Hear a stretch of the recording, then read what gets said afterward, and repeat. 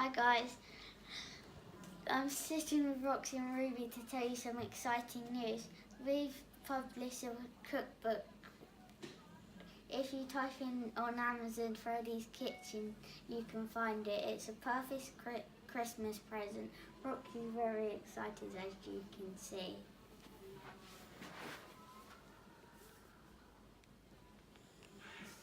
It has lots of our recipes in that we have made.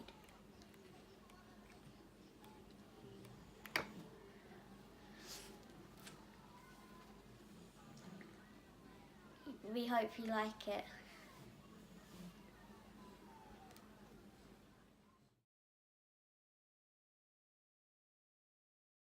Today we're going to be making Wiggly Worm pies. You will need puff pastry, beef, and a beef stock cube, some gravy powder and some frozen veg.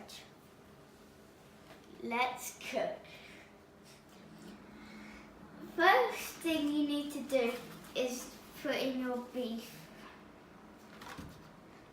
Then before you add anything else, you need to mix it up.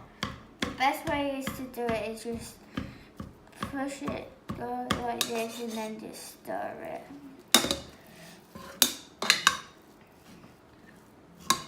You need to give that a nice good stir and then add your vegetables.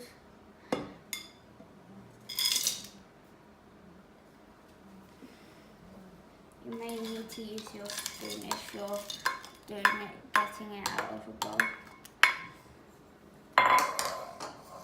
Then you need to get your beef cube.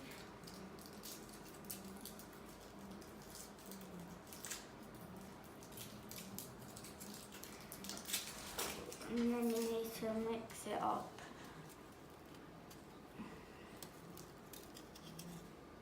It may go everywhere when you try and break it up.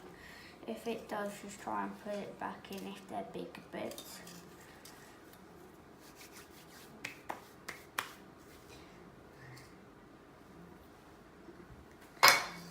Then you need to put the water in so then it covers all of it.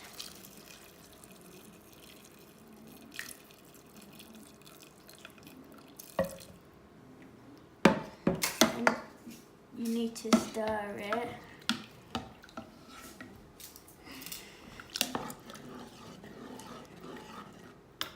It needs to be very good because then you're going to leave it to boil.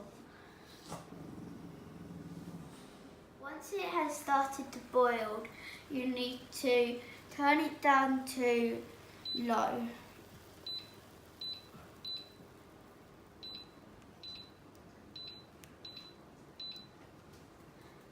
Then you need to put 3 scoops of gravy powder in.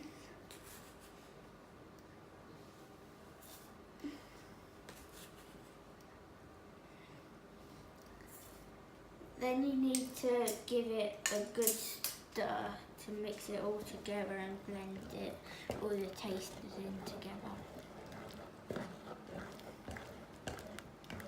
Your Wiggly Worms in mud needs to be very thick to go in the cases. So if this isn't quite thick enough, so we're gonna have to add some more gravy powder. You need about 1 spoonful. It needs to be a very big one though. Then you need to give it a good, really good stir.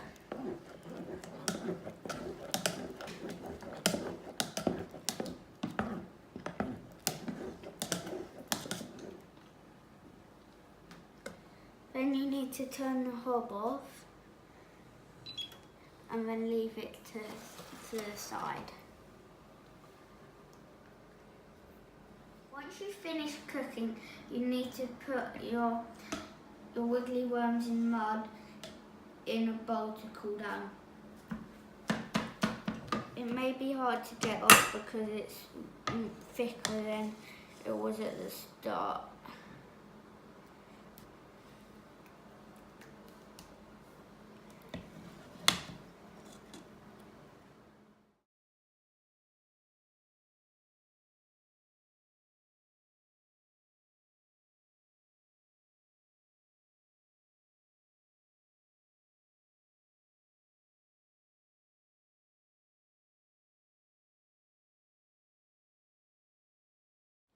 When you're doing your pastry, you need to grease or oil your pan.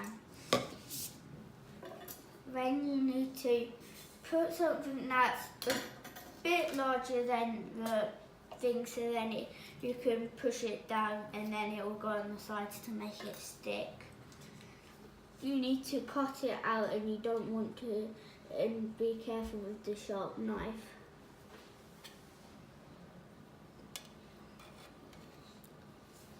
If you use something with the edge bit, then you will need to just cut around it and then just cut once you do it. Freddie is looking away just in case there's any blood. He's getting scared.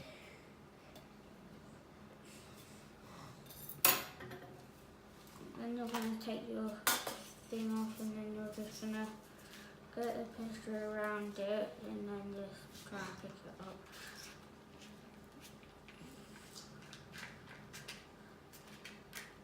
You don't want to pull too hard just in case it rips. It doesn't matter if any of the edges come with it.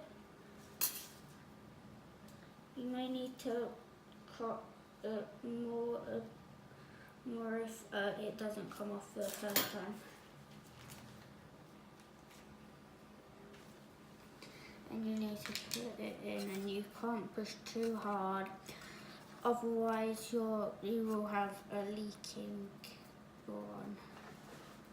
And you just need to put it around the edge for it to stick down. It doesn't matter if they go too over, because then you can just sort it out after. They're ready to put the worms in. Once you have put all your pastry in the pit, you need to put your worms in. You want to try and not drop it. Then you're going to have to lift it over and just take spoonfuls and then put them in your things. You don't want to push too hard because then you're just trying to get it off, not trying to get it all off the spoon. You're just trying to get some of it to be in the pie. It depends how big yours are. We need two, but you may need more. It depends how big you are doing them.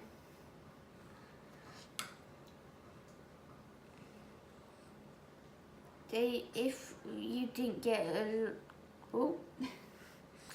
it doesn't matter if it goes in the other one, it will just mean there's a bit more in the other one then. We'll just have to sort that out in a minute.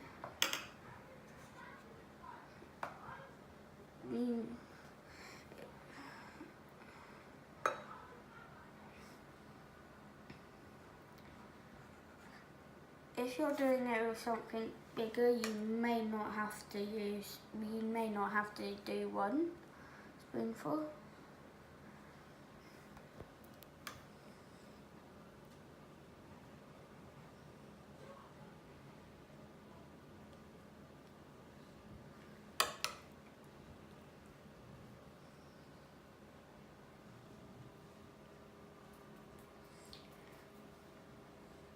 Freddie's down there, but you may not be able to see him. He gets very tired when he's cooking.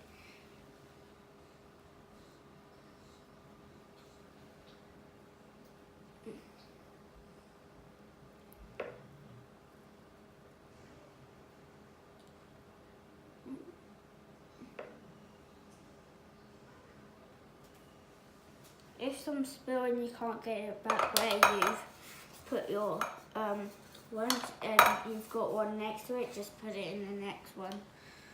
If you have you've put a bit too much on the spoon. You don't want to fill them up right to the top because you need to put the pastry on, and you don't want it to spill out the edges when you're pushing the pastry down.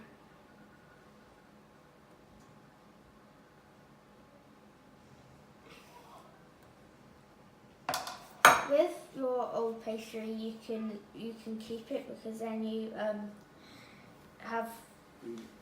so then you can put the designs on, but you don't have to. And if you have any leftovers, you can put it on the side, or you can put it in the fridge and have it for tomorrow. Now it's time to do your pastry. You'll need something that's a little bit bigger than your cases. And then you're just going to get your knife again. You need to be very careful. And as soon as we're using a wine glass, if you are using a wine glass, you can just you need to hold the top of it to keep it down and to make sure your other hand doesn't interfere and stuff like that.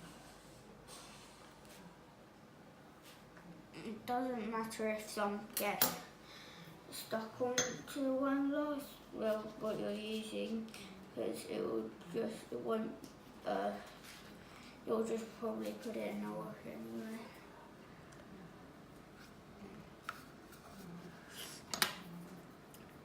You need to make sure it's quite far down you need to pat down the edges but not too hard. And then if you want, you can do some patterns on the edge, which may make it to stick down a bit better.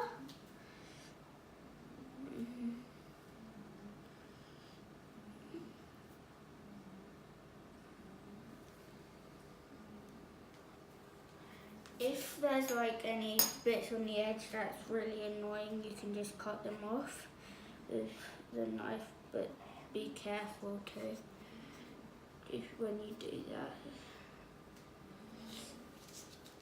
And then you can just put it back on your pastry sheet. And then we're doing the brine on the top. So we're going to do a doggy, and then you just put whatever. It needs to be a small mould that will fit in with and then you just need to get it out. And then put it on. To make sure that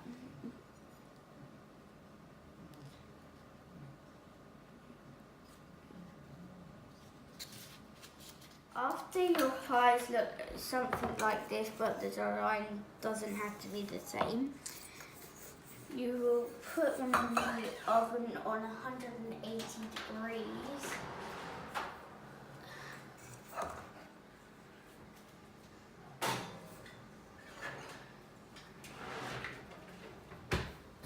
For 20 to 30 minutes. When they go golden brown, you need to take them out.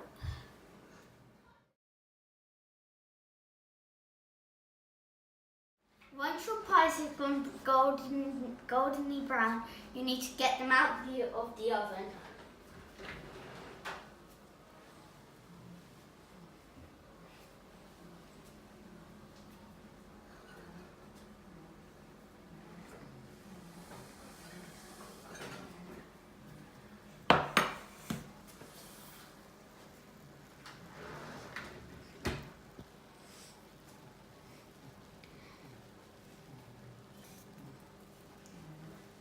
This is what they look like when they're done.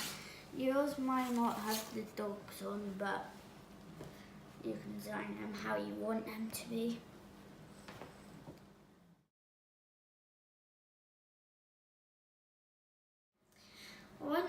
Once you get them out of the oven, you need to take Carefully take them out of the trays and put them on a plate or what you're going to eat them from. And all it's done apart from to eat them. Ready, don't worry, you're going to get something too.